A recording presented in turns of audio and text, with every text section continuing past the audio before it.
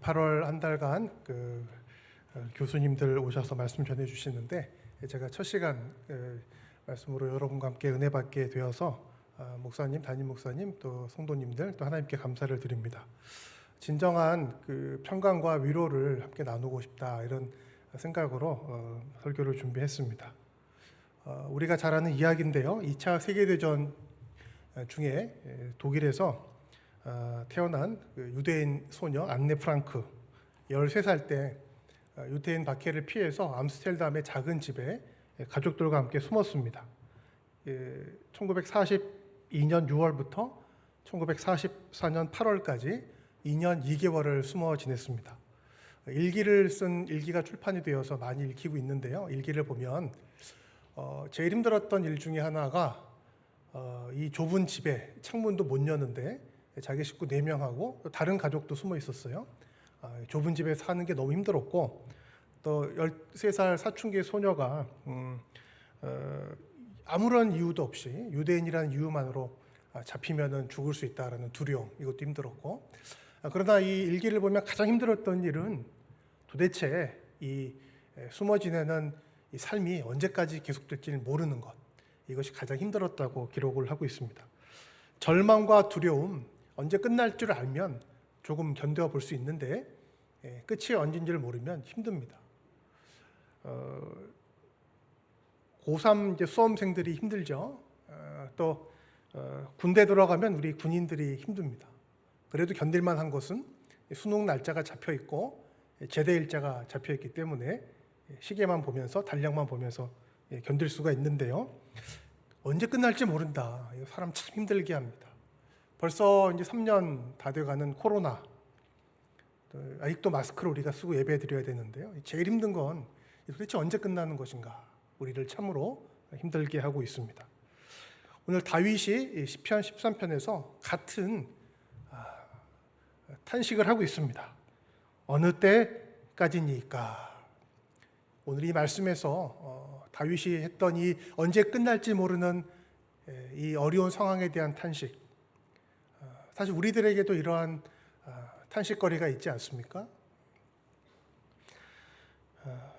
오랫동안 기도하고 간구했는데 도무지 응답이 없는 이 상황들, 질병의 문제일 수도 있고요, 또 관계의 문제일 수도 있고요, 경제적인 문제일 수도 있습니다. 이 사람이 꼭 예수님 믿고 구원받아야 되는데 우리 가족 중에, 친구 중에 정말 오랫동안 기도했는데 아무런 변화가 없는 이런 간절함일 수도 있습니다. 아니면 이제는 간절하다 못해 포기, 하나님도 이건 아닌가 보다라고 포기해버린, 아니면 그때 너무 간절했는데 이제는 끝나버린 그런 과거의 우리의 탄식거리가 있으신지도 모르겠습니다. 오늘 이 말씀 앞에서 다윗이 드렸던 이 탄원 앞에서 우리의 지금의 기도 제목과 또 과거에 사실상 포기해버렸던 기도의 소원들을 다시 한번 생각하면서 하나님 앞에 받는 응답과 진정한 위로가 있었으면 합니다. 13편은 6절로 돼 있고요. 크게 3부분으로 이루어져 있습니다. 대개 시편들이 그런데요. 처음에 1, 2절은 소위 이제 탄원이라고 규정할 수 있는 부분입니다. 하나님에게 탄원하는 거죠. 좋게 말해서 탄원이지 사실상 약간 원망설인 부르짖음입니다. 3절과 4절은 자신의 어려운 형편을 이야기하면서 드리는 구체적인 간구입니다. 그 다음에 5절과 6절은 하나님께 드리는 감사와 찬양의 노래로 되어 있습니다. 각 부분을 차례대로 생각하면서 은혜를 받았으면 좋겠는데, 먼저 탄원 부분입니다. 한글 번역에서는 뚜렷하지 않지만 원문을 보니까 똑같은 단어가 연달아 4번 등장하는 4가지 탄원으로 되어 있습니다. 이렇게 읽어볼 수가 있습니다. 어느 때까지니까 여호와여, 영원히 나를 잊으십니까? 어느 때까지입니까 주님, 나에게서 그 얼굴을 숨기시나이까?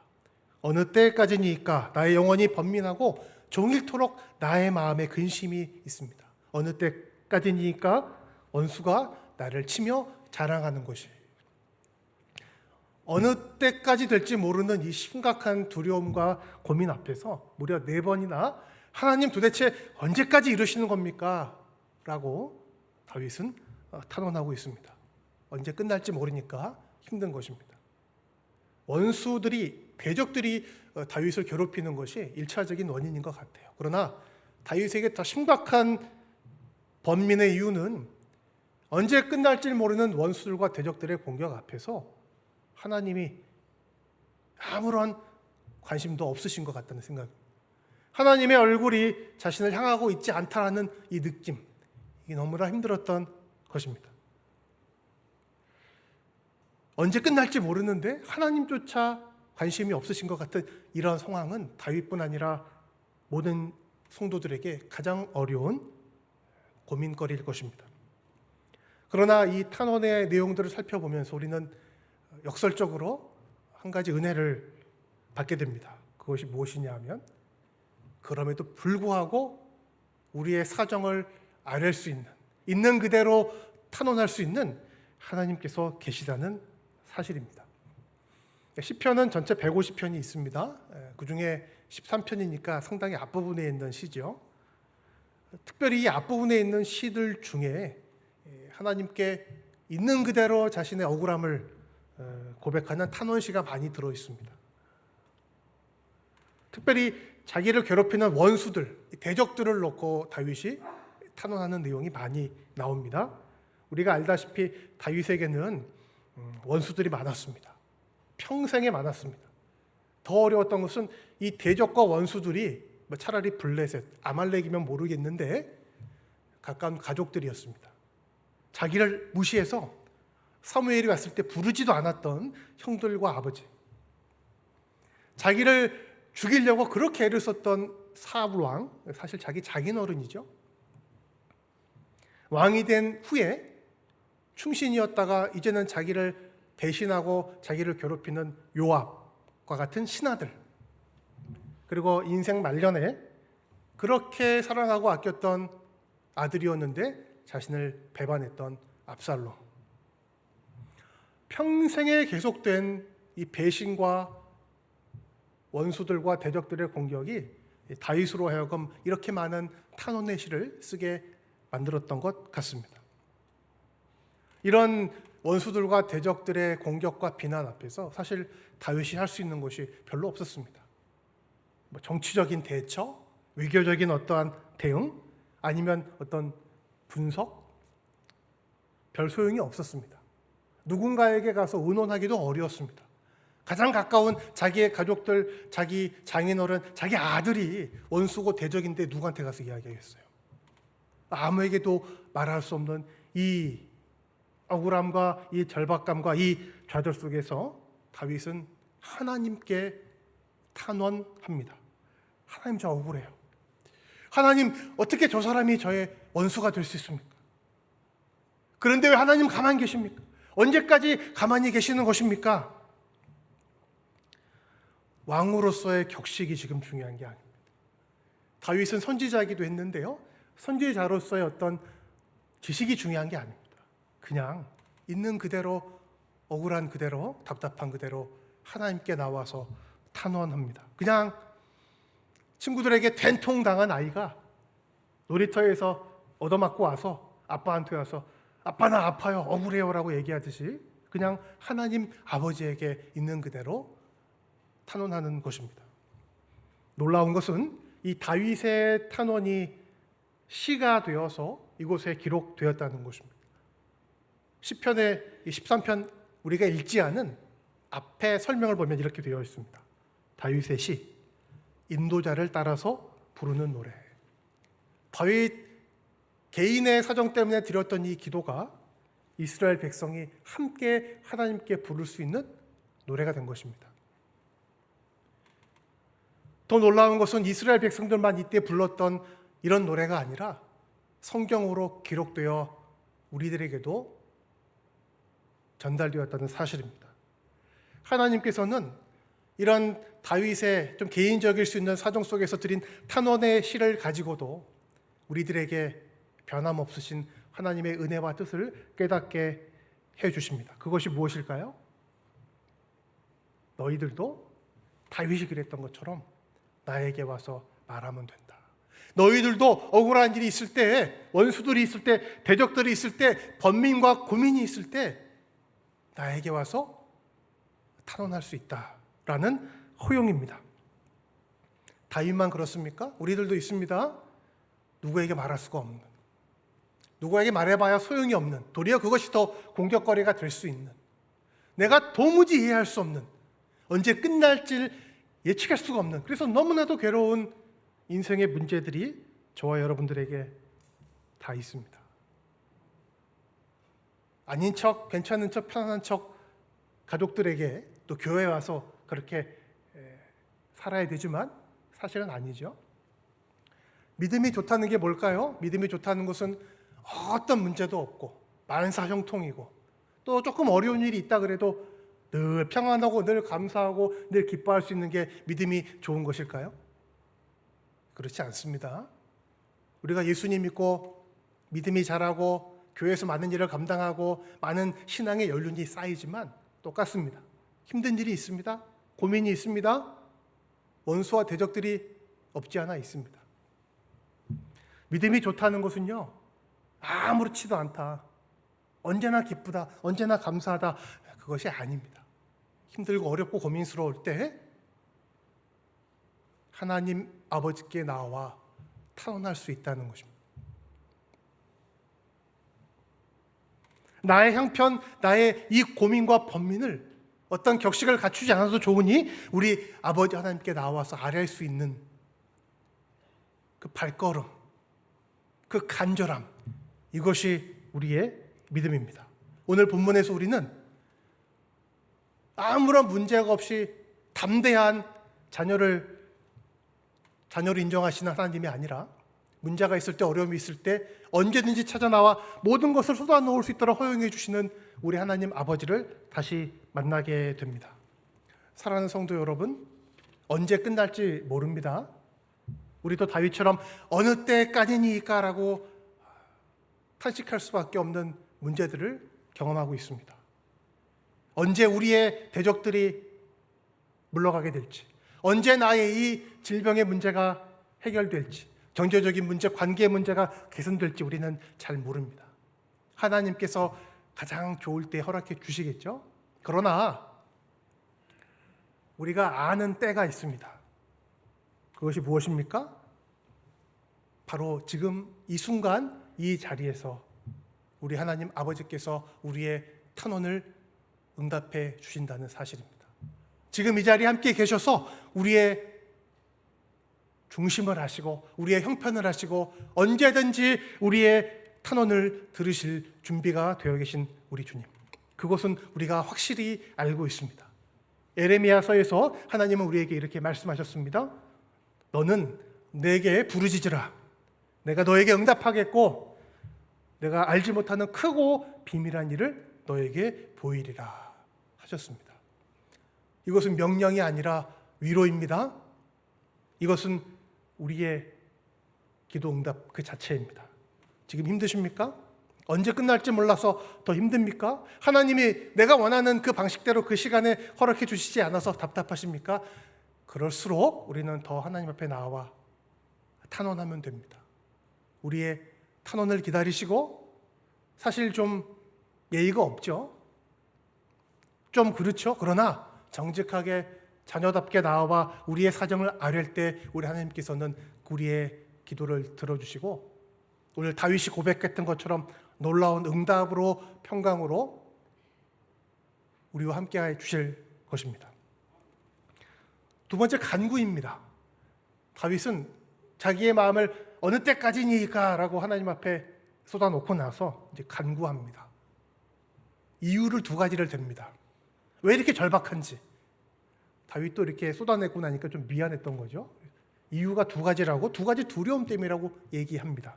첫째는 내가 사망의 잠을 잘까 지금 두렵습니다. 몸이 아프다는 거예요. 죽게 생겼다는 것입니다. 실제로 아팠는지 모릅니다. 내가 곧 죽게 생겼으니 죽기 전에 좀 해결해 주세요, 이런 뜻입니다. 두 번째, 나의 대적들이 이겼다고 주장하며 내가 흔들릴 때 기뻐할까 두렵습니다. 나 죽는 건 좋은데 나 죽고 나서 대적들이 자기들이 옳았다고, 자기들이 잘했다고 주장하는 거, 그거 나 두렵습니다. 하나님 비난할까 두렵습니다. 이런 얘기입니다. 그리고 이 두려움 때문에 내가 탄원했다 이야기하면서 다윗은 중요한 간구를 합니다. 무엇을 간구해야 될까요? 저 원수들 대적들을 다 물리쳐 달라고, 내가 다시 건강해져서 힘을 얻게 해달라고 그렇게 간구할 수도 있었겠지만 13장 3절을 보면 다윗의 간구는 딱 한 가지입니다. 여호와 내 하나님이여 나를 생각하사 응답하시고 나의 눈을 밝히소서. 나의 눈을 밝히소서. 이 절박한 두려움 속에서 하나님께 탄원한 후에 다윗이 기도했던 단 한 가지 간구의 제목은 눈을 뜨는 것입니다. 하나님의 뜻을 깨닫는 것입니다. 왜 이런 일이 있어야 하는지, 내가 그럼 어떻게 해야 되는지, 하나님이 이 상황에서 무엇을 원하시는지를 내가 좀 보게 하여 주시옵소서. 간구와 기도의 목적은 깨달음에 있어야 하는 것을 말씀에서 우리도 발견하게 됩니다. 16세기에 유명한 중요한 종교개혁자인 마틴 루터라는 사람이 있습니다. 다윗 못지않게 종교개혁이라는 이유 때문에 많은 죽음의 위협을 당했습니다. 신학자로, 목회자로, 또 대학 교수로 눈코 뜰 수 없는 바쁜 삶을 날마다 보냈습니다. 원래 수도사 출신이었거든요. 하루에 3시간씩 기도하던 습관을 종교개혁자가 되고 나서도 지키려고 애를 썼습니다. 특별히 중요한 일, 바쁜 일, 위험한 일을 앞두고서 더 많이 기도하려고 애를 썼습니다. 심각한 신학적 토론이 있는 날, 또 황제 앞에 서서 자신의 입장을 변호해야 됐을 때 더 많이 기도했습니다. 결국 황제의 위협을 피해서 루터는 깊은 산속에 숨었습니다. 그곳에서 루터가 할 수 있는 일이 아무것도 없었습니다. 언제 자기가 죽게 될지, 언제 풀려나게 될지 알 수가 없었습니다. 그 속에서 루터가 한 일은 성경을 독일어로 번역한 일과 기도하는 일이었습니다. 사람들은 나중에 루터에게 물었습니다.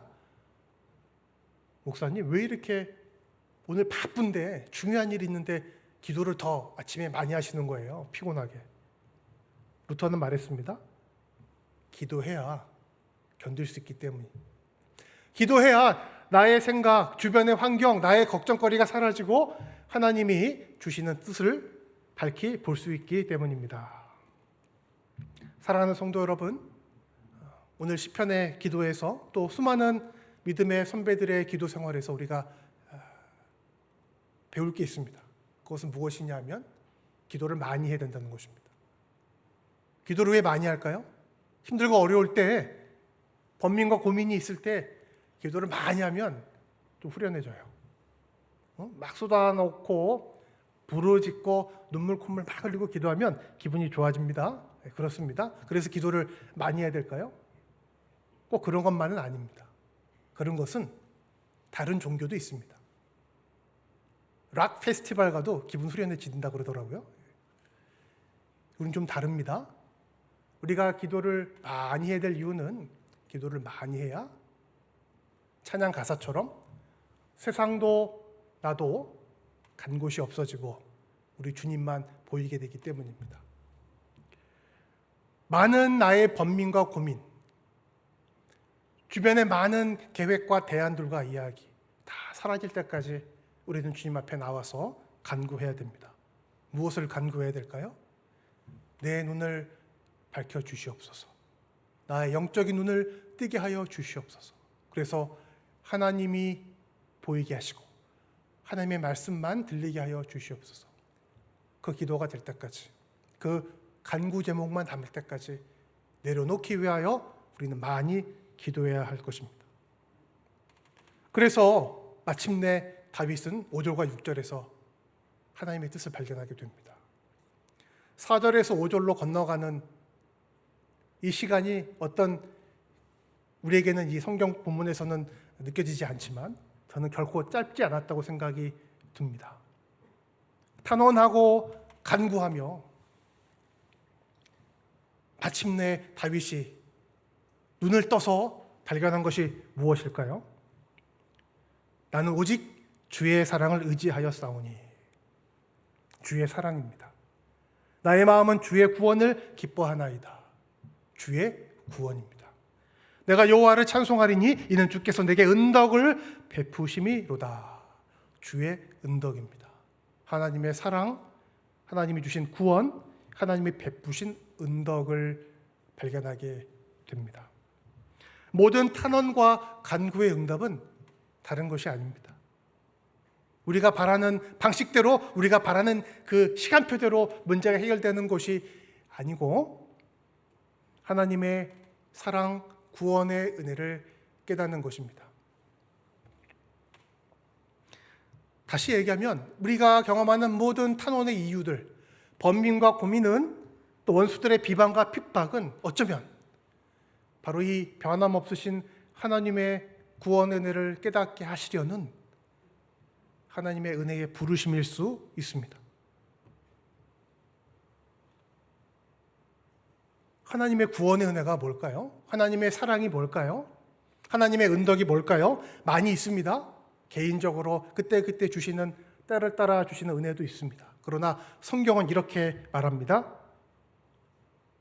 우리가 아직 죄인 되었을 때에 그리스도께서 우리를 위하여 죽으심으로 하나님께서 우리에 대한 자기의 사랑을 확증하셨느니라.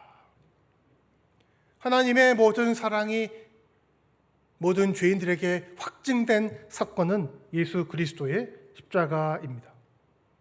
그렇다면 상황이 다르고 형편이 다 다르다 할지라도 우리의 모든 탄원과 간구의 최종 종착점은 예수 그리스도의 십자가입니다. 4절에서 5절로 넘어가기까지 다윗이 많은 간구를 했을 것입니다. 오래 간구했을 것입니다. 우리도 신앙생활하면서 기도생활하면서 그런 경험을 하게 됩니다. 간절하면 간절할수록, 간구가 깊어지면 깊어질수록 우리는 십자가를 다시 만나게 됩니다. 왜일까요? 다윗은 지금 자기를 괴롭히는 대적과 원수들 때문에 탄원하고 있습니다. 하나님에게 사실 할 수 없는 말까지 하고 있습니다. 언제까지 도대체 하나님 가만 계시는 겁니까? 라고 이야기했습니다. 나 죽게 생겼으니 살려달라고. 저들이 하나님도 비방할 것 같으니 하나님 체면 세우세요 라고 간구했는데 그 긴 간구 끝에 이런 생각했을 것 같아요.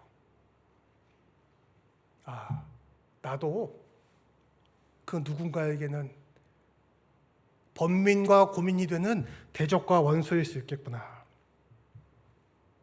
자기는 사울 왕 때문에, 말 안 듣는 요압 때문에, 배신한 아들 압살롬 때문에 이렇게 탄원하지만 다윗 자신도 그 누군가에게는 대적과 원수였습니다.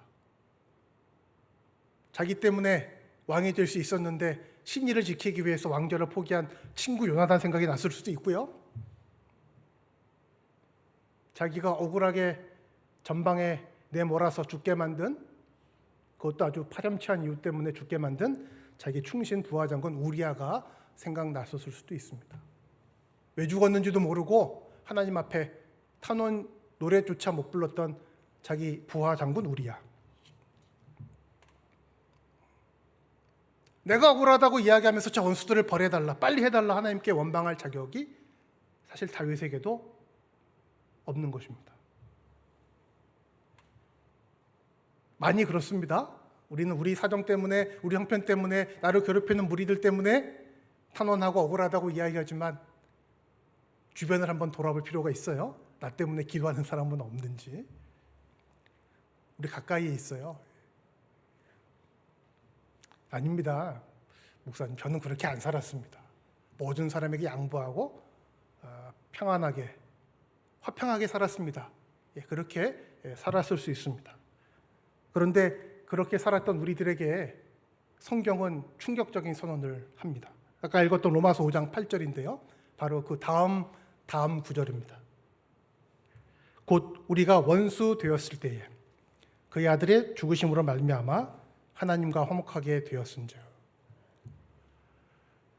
화목하게 된 자로서 더욱 그의 살아나심으로 말미암아 구원을 받을 것이니라.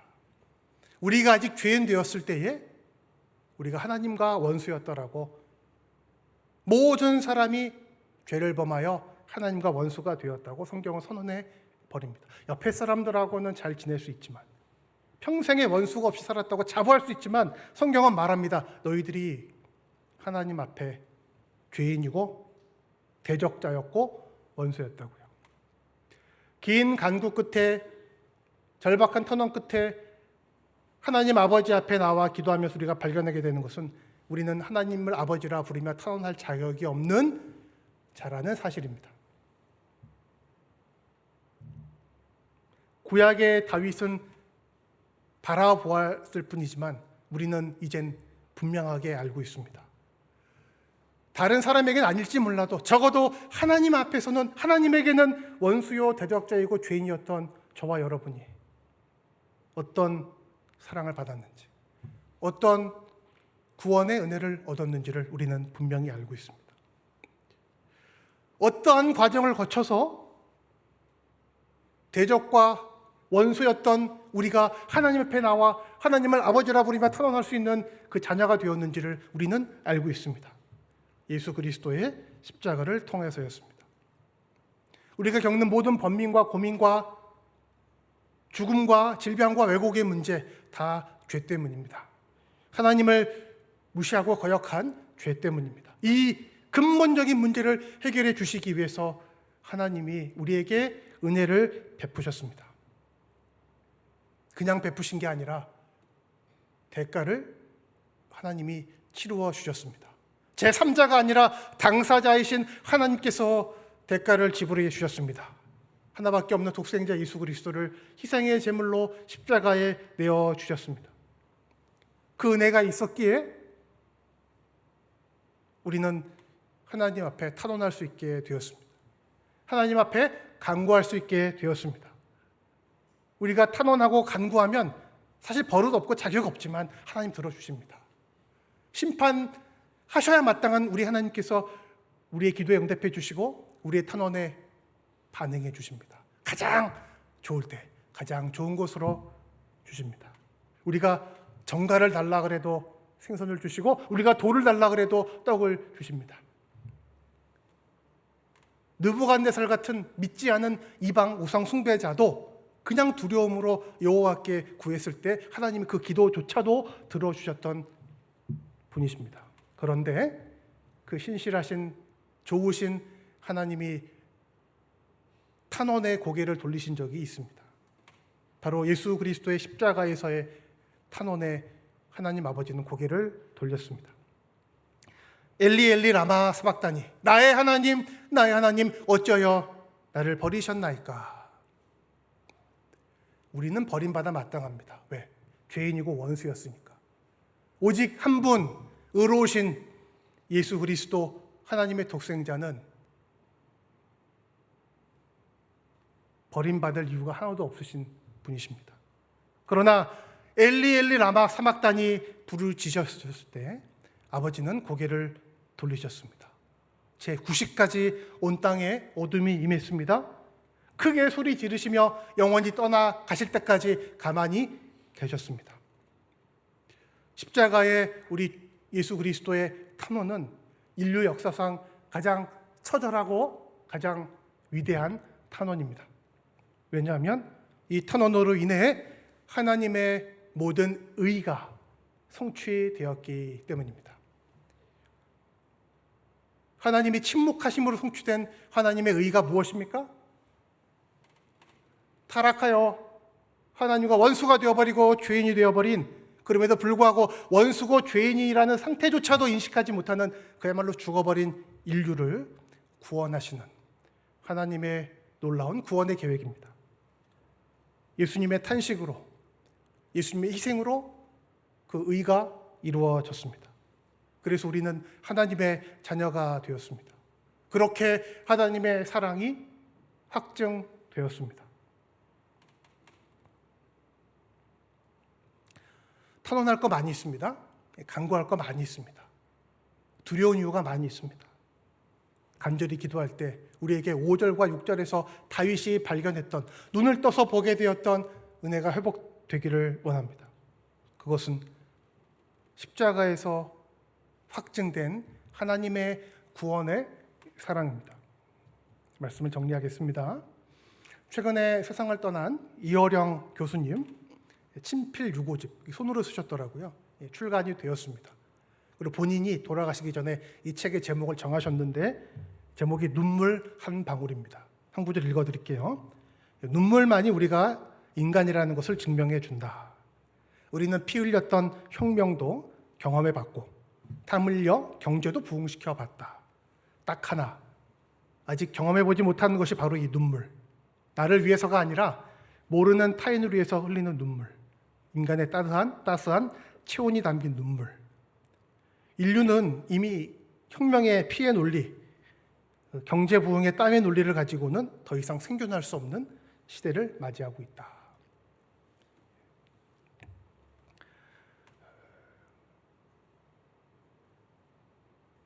다른 모르는 사람들을 위해서 흘릴 수 있는 눈물이 인간다움인 것 같습니다.